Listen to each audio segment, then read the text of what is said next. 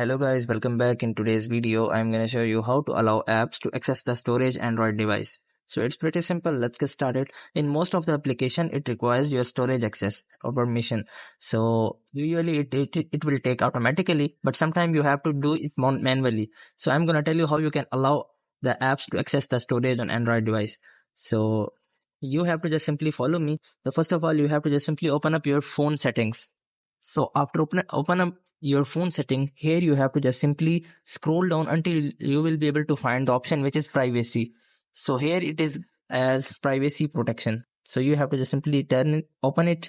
So after opening it, it will provide you such kind of interface. So from your side, your user interface will be changed, but you have to just simply follow the same steps. So here you have to just simply open up any option which is permissions. So here it is called all permissions. I have to just simply open it. So after opening it, here it will ask you for all of the permissions. It will list it all the permissions here.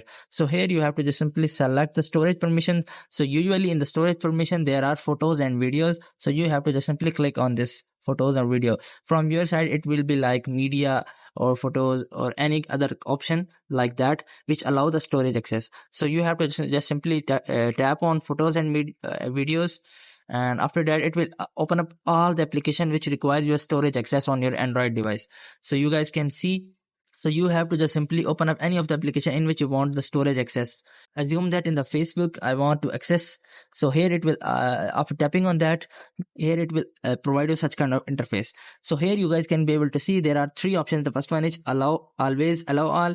The second one is allow limited access, and the third one is don't allow. So here you will be able to see that it is always allow. So that's why it has access the storage. And if it is already turned on by just don't allow option, so you have to just simply make it again at always allow all. So in this way you guys can access the storage on Android device. So I hope this methods find you well. Do like, share, subscribe. Thank you so much. Bye bye.